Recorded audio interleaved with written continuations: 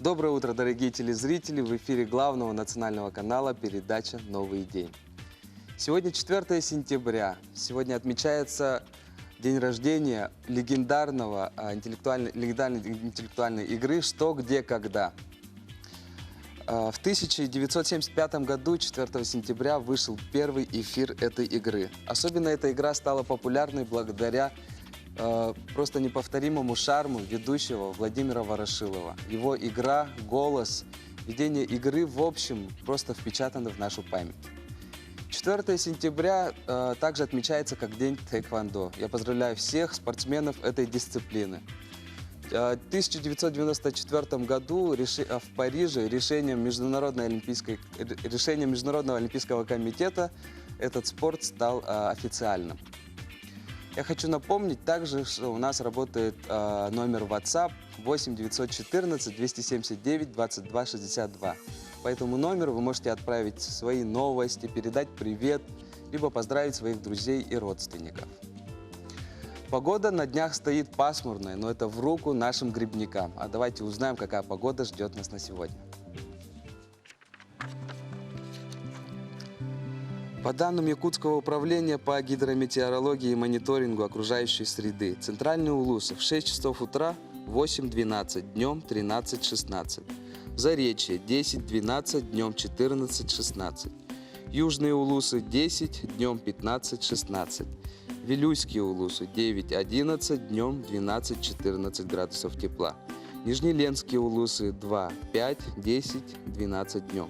Западные Улусы 9, днем 13, 18. Колымо-Индигирские Улусы 7, 10, днем 11, 16.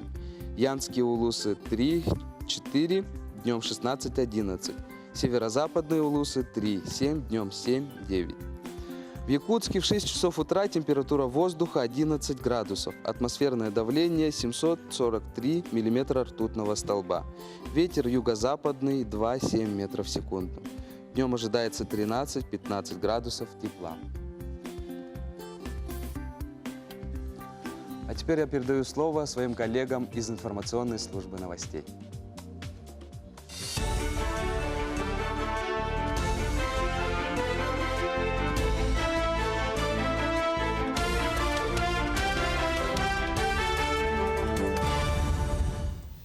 Мы продолжаем эфир нашего телеканала выпуском новостей. В студии Василий Радченко. Доброе утро.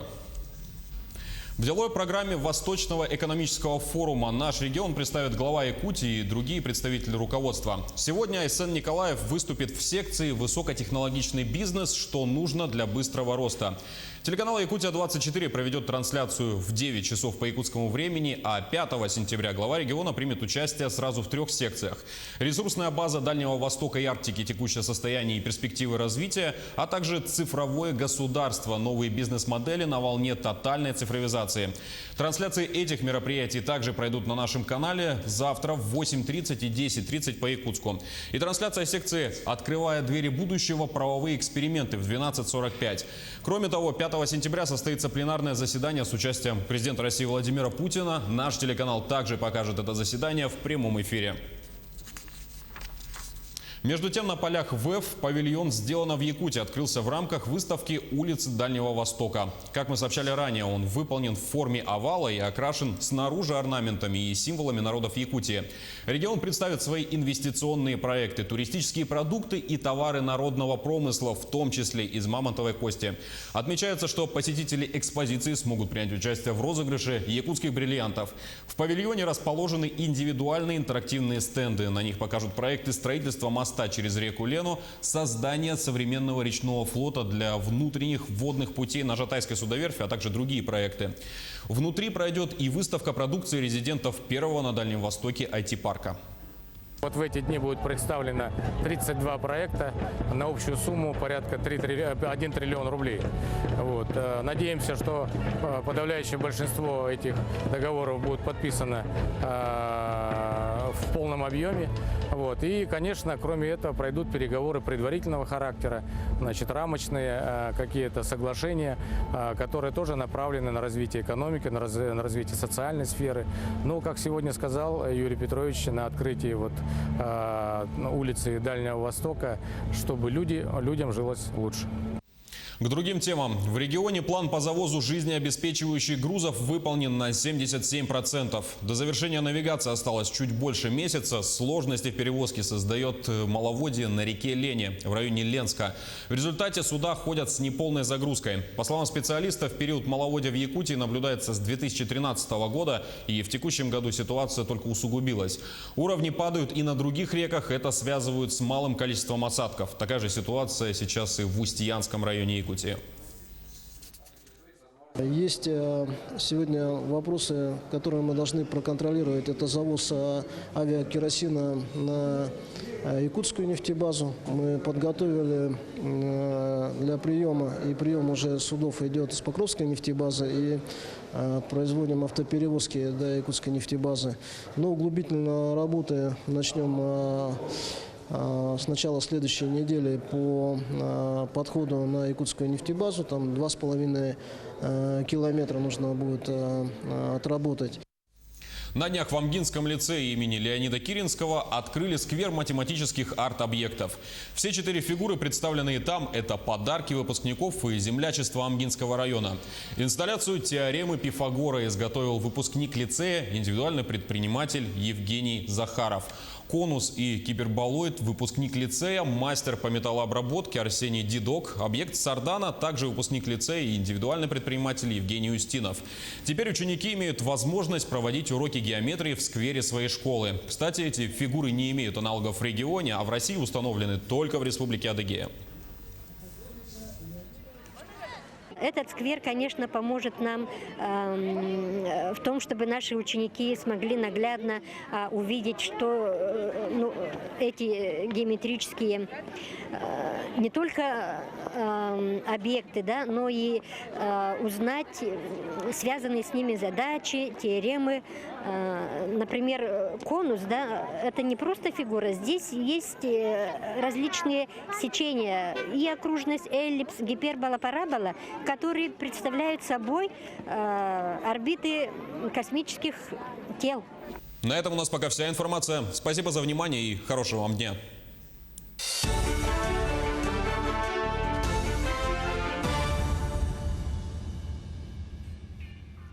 Объявлена чрезвычайная ситуация в городе Якутске и Вжатай из-за обмеления воды.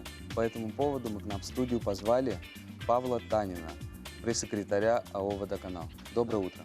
Здравствуйте, доброе утро, уважаемые телезрители. Ну да, действительно, 31 августа на территории города был в связи с обмелением. И это как бы сказывается на судоходстве, опять же. Ну, я не буду говорить про судоходство, я не моряк, не личник и так далее. Ну и сказывается, это может сказаться, да, по обеспечению города питьевой водой, водопроводной. А вот скажите, пожалуйста, в связи с чем, да, вот произошло это обмеление? Ну, говорить, по вашему мнению? Тут с моей точки зрения, да, там, с точки зрения нашей компании, да, можем какие-то догадки только. Мы не можем сказать, что точно из-за этого. Потому что факторов огромное множество может быть. И, наверное, логичнее задавать вопрос компетентным людям. То есть это, скорее всего, возможно, какие-то ученые, да, работники научно-исследовательских институтов и так далее. Те, кто именно занимаются подобными явлениями. Но то, что обмеление и уровень воды на данный момент в реке аномальный, да, это мы можем сказать точно, потому что где-то на 2 с небольшим метра сейчас уровень воды по Балтийской системе, это профессиональная такая система высот, на 2 с небольшим метра, может даже 2,5, вода меньше, чем многолетние уровни для этого времени года. Но это очень много, да, на самом деле? В принципе, ну да, потому что средняя норма для этого устанавливается, чтобы понять, да, там много 2 метра, это действительно ощутимая вещь, можно сказать. Плюс есть такой момент, что есть минимум зимний. То есть минимальный зимний уровень воды. Все мы знаем, что зимой вода немного тоже припускается вниз. И этот параметр по Балтийской, опять же, системе это 82 метра 10 сантиметров. На данный момент, вот по состоянию на вчерашний день, вечер, уровень воды по Балтийской системе, по Балтике, как говорится, 83 метра 37 сантиметров. То есть до зимнего уровня мы там, чуть выше этого минимума зимнего, и уже минимума, на 1,27 м. Вот если дальнейшее обмеление будет, да, получается, уровень воды, если не будет подниматься, какие последствия могут быть? Ну, последствия могут быть абсолютно разные. То есть, если ничего вообще не предпринимать, да, то есть это вот останется вот как есть, вот падает река и падает река, то для чего делается вот этот зимний минимум? Зимой река замерзает, опять же, когда ледостав начинается, ледообразование, на поверхности воды образуется лед, да, логично. И как бы чем холоднее, чем дальше, тем лед шире. Например, в пиковые моменты зимы, то есть декабрь-январь, толщина льда на воде, на водной глади составляет 2-2,5 метра. То есть понятно, что если ничего не предпринять, будет вот такой же уровень, даже если он будет там падать дальше, то просто физически, да, ввиду природного явления уменьшатся объемы поступаемой воды в наш ковш водозабор. Ну и через это, естественно, мы просто, как бы, не потому что мы вот такие плохие, а вот Не хотелось бы, чтобы это не хотел. происходило. Ну, и это я подчеркиваю, если ничего не делать вообще. То есть вот идет оно и идет, и Да. сидеть на это смотреть, да, ждать у моря погоды. Вот. А какие работы сейчас идут конкретно по этой Какие работы идут, я вам тоже расскажу, потому что ежегодно проводится мониторинг именно в условиях там, реки, потому что река тоже это живой организм, она постоянно русло меняет, да. В акватории водозабора нашего намывает песчаную косу, и ежегодно мы ее пытаемся прорубать, ну, прорубаем, углубительные работы. И с мая, в этом году конкретно, с мая месяца работали научные сотрудники Московского государственного университета имени Ломоносова. И, получается, они проводили изыскательские работы, то есть изучали поведение реки, изучали, там, как она может обмелеть, подняться и так далее. То есть различные сценарии, в том числе и подобный. То есть, надо всегда рассчитывать, когда занимаешься серьезным вопросом жизнеобеспечения, нужно рассчитывать все возможные варианты развития событий. И вот 10 сентября они уже сейчас проводят камеральные работы, то есть они на основе своих исследований готовят какие-то математическое модулирование проводят. И 10 сентября они, грубо говоря, простым языком предоставят проект, что нужно сделать, чтобы вот последствий всех избежать. Ну, пока можем точно сказать, что речь будет идти, опять же, про дноуглубительные работы в районе акватории водозабора. То есть они конкретно скажут, сколько нужно в ширину, сколько нужно в глубину и так далее и тому подобное. И вот здесь уже жизненно важно, прям вот жизненно необходимо для города в кратчайшие сроки, мы, естественно, найдем подрядчика, именно компания, которая имеет соответствующую технику, людей, которые компетентны в этом вопросе, которые этим занимаются, которые знают, как это делать. Ну и очень жизненно важно в кратчайшие сроки после получения этого проекта эти работы провести.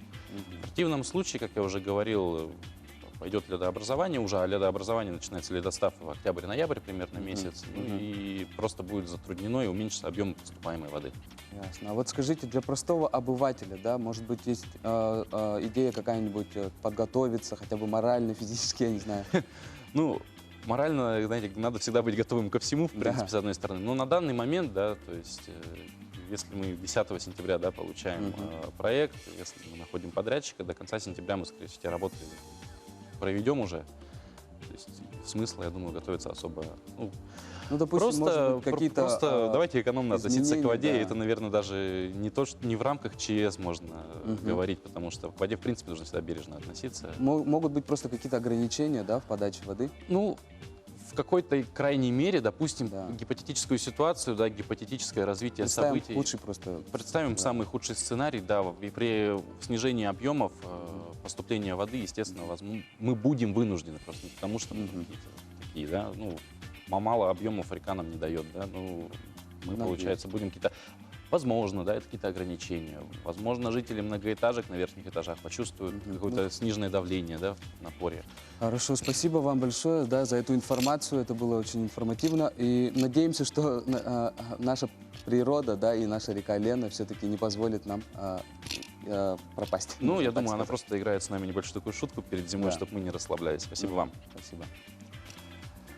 С 1 сентября,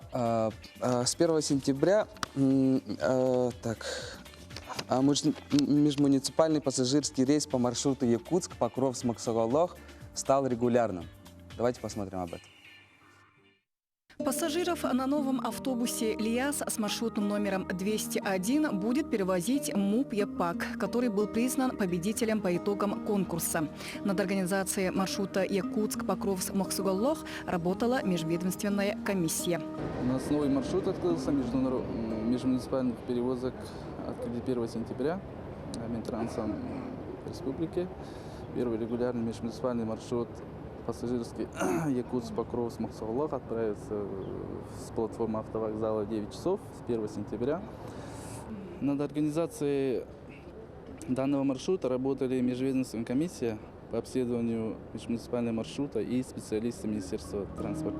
По заказу муниципального образования для удобства жителей Кангаласского улуса курсировал специальный автобус. Но, несмотря на популярность этого маршрута, раньше перевозки до Покровска и Махсоглаха не имели регулярного значения. Ну, мы двое, вот автобус и я, вот двое. Еще вот сейчас вот 201 прибавили. 3 есть вообще, получается. В данное время проводится работа по организации других маршрутов, в том числе Якутск-Магарас-Бердигастях, Якутск-Намсы, Якутск-Алдан-Нерюнгри. Наталья Колесова, Арсен Степанов. Новый день. Международный образовательный центр «Востоковед» приглашает всех желающих на языковые курсы для детей и взрослых по направлениям – японский, китайский, корейский, английский языки. «Востоковед» является первым и единственным центром восточно-азиатских языков в Якутске. Дети и взрослые занимаются под руководством дипломированных преподавателей высокого уровня. Кроме того, учащиеся имеют возможность пройти языковую стажировку за рубежом.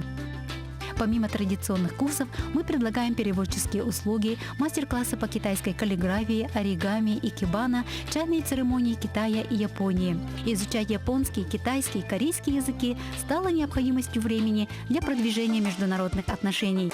Надеемся, что обучение принесет вам радость, общение будет мотивировать вас на дальнейший рост. Мы рады новым ученикам и ждем вас. Запишитесь на курсы. Действуют акции, места ограничены. Какой напиток утолит жажду в 40-градусную жару? Напитков много, но я хочу уделить особое внимание нашему кумысу, национальному напитку. Кумыс у якута священный богатырский напиток, и его подношением чтят небесных божеств на празднике Эсэх. В Якутске во время национального праздника Эсэх Туймады 11 136 участников одновременно исполнили торжественный обряд возлияния кумыса, что было зафиксировано в книге рекордов Гиннеса. Ну, вся прелесть кумыса и вся ее лечебные, полезные, питательные свойства зависят, естественно, от основы, от кобыльего молока. Кобылье молоко, она приближена к женскому молоку по составу, поэтому еще в давности использовали кобылье молоко как заменитель грудного молока. В молоке кобылец сила и свобода природных просторов, поэтому кумыс начали готовить кочевые племена Средней Азии и Монголии еще до нашей эры, а секрет приготовления этого целебного напитка хранили в строгой тайне. Например, в Казахстане они больше производят кумыс, да, они и сотрудничают с Германией, но у них отличительная черта, что они доят много кобыл, и у них машинное доение. Они доят сначала 4 раза, потом 6 раз и даже 10 раз. Кумыс изготавливают в специальных деревянных катках, и специальных там мутовки у них специализированные, механизированные. И вся производство вроде бы цеха маленькие, но там ручного труда все равно много, но тем не менее они постарались механизировать. И молока у них много, каждая кобыла должна дать не менее 1500 литров лактации. Это чистого молока, не считая то, что употребляет жеребенок. В зависимости от закваски, длительности и условий кумыс получается у всех разным.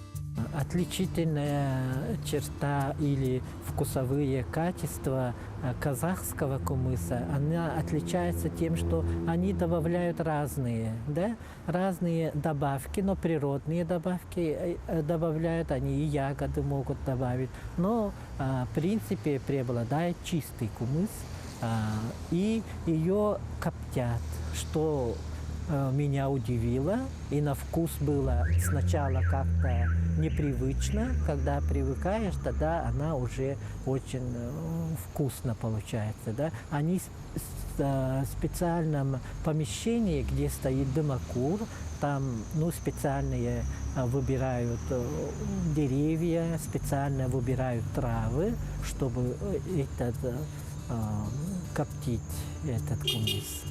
Освежающие, лечебные, тонизирующие свойства кумыса подтверждены многочисленными научными исследованиями.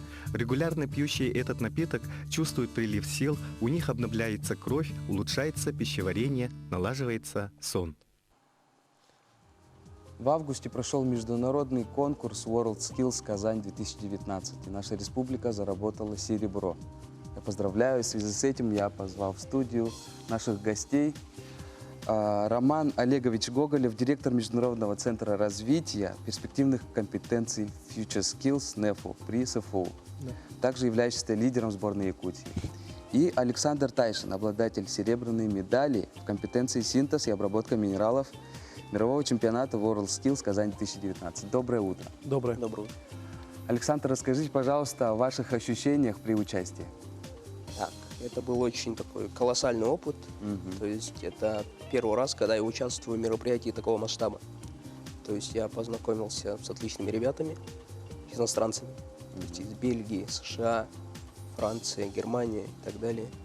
Увидел президента нашего вживую. Здорово. Медведева. Это отлично. Да, это было очень интересно. А с какими, с кем ты соревновался, с кем тебе пришлось встретиться? Так, нас было 4. Помимо меня был москвич, то есть Россия, США и Бельгия. И как они себя показали? Что-нибудь интересное ты для себя нашел? В их своей работе? компетенции конкретно. Для себя в своей компетенции? Да, конечно. То есть я научился пользоваться, то есть я давно научился им пользоваться, то есть я тренируюсь с начала года, вот. Научился пользоваться установкой, то есть получение алмаза. Да, у тебя очень интересная компетенция, да? Она, мне кажется, очень актуальна для нашего региона. Да, конечно. То есть мы получали алмаз с методом CVD, то есть это такой новый метод, расшифровывается как Chemical Vapor Deposition или газофазное осаждение. То есть мы его получали из метана. Из То есть, метана? Из природного газа. Под воздействием плазмы водорода углерод отщепляется от молекул метана и осаждается на подложке из кремния. Роман, расскажите, пожалуйста, а какие еще были участники из нашей республики? Ну, традиционно мы были реверсивные инжиниринги, но нынче мы представили первого международного эксперта, который вследствие потом был избран заместителем главного эксперта на Шанхае в 2021 году, что для нас это второй успех. Далее у нас была компетенция квантовой технологии, то есть это новое слово в передаче данных и шифровании данных. Далее у нас был цифровой модельер, это компетенция, своего рода эволюция стандартных компетенций, но большой степенью IT и цифровых IT-технологий в разном его исполнении. То есть это 3D-сканинг, это и очень большой сегмент работы с программным обеспечением, так сказать, 3D-моделирования. Ну и компетенция разработка решений при использовании блокчейн-технологий. А вот скажите, как они готовились, да, ваши участники, в каких условиях? Ну, слушайте, это был дикий стресс. Это однозначно был дикий стресс. Вся наша команда находилась под ним. На чемпионате, скажу так, что была очень жесткая борьба. И мне пришлось рассматривать очень много кейсов. Вообще рассматривать спорные вопросы, решать эти спорные вопросы. Давление было очень большое. Чтобы вы понимали, это были представители 16 стран, и были представители из России не просто кто-либо, а представители госкорпораций. Это Ростех, Росатом и очень много специализированных институтов. Большая игра, да, это была большая игра, и, собственно говоря, мы заявились. Что примечательно, ну, по всей видимости, так вышло, что мы с Дальнего Востока единственные вообще, кто есть. Да. Я бы хотел узнать о вашем международном центре, да, по развитию перспективных направлений. Да? Расскажите про него, пожалуйста. Слушайте, он планировался у нас достаточно давно. Планировался давно в том виде, что мы понимаем, что в ряде компетенций, скажем, вот я из блока как эксперт из промышленности и инженерных технологий. И в ряде вопросов, когда речь касается, скажем, машиностроительных компетенций и аддитивных технологий, ну, у меня ситуация на данный момент сапожник без сапог. Эту ситуацию понимают и руководители. Они видят, что мы в области хай-тека даем больше результатов, чем по всем остальным. В 2017-м мой паренек завоевал золото на национальном финале по реверсивному инжинирингу. Тогда Северо-Восточный федеральный университет был приятно удивлен, и мы поняли, что именно в сегменте Future Skills, именно в сегменте хай-тека лежит наша сила. И да, поэтому мы создали этот центр, руководство приняло решение. Руководство понимает, что очень много силы и внимания мы должны уделять таким вещам, как НТИ, Национальной технологической инициативе. И мы понимаем, что мы должны работать на глобальном рынке. Соответственно, этот был создан центр с целью того, чтобы мы, во-первых, готовили инженеров и программистов нового поколения. Ну вот простой пример. Сидит перед нами химик-технолог, но при этом он синтезирует, получается, минералы. Далее, энергетики у нас обладают уже навыками 3D-моделирования и 3D-сканирования, что очень может пригодиться в дальнейшей деятельности. Так что да. А второй момент – это, само собой, трансфер технологий, потому что через технологии мы можем подтягивать, грубо говоря, наши образовательные стандарты. Систематизацией у нас очень сильно занимается департамент обеспечения качества образования, и там идет совершенно плановая работа, это внедрение модулей, и, возможно, и в ближайшем будущем мы можем говорить об инженерных специальностях, которые очень близки к такому явлению, как CDO. То есть это международная инициатива, которая продвигается Массачусетским инженерным технологическим институтом и рядом ведущих технических вузов мира. Так что мы степ-бай-степ приближаемся к тому, чтобы было здесь у нас международное образование. Это здорово, действительно. И на этой интереснейшей теме мы завершаем нашу передачу. Я вам желаю всего хорошего в этот день. Пусть этот день будет очень продуктивным и подарит вам очень много радости. Будьте с нами.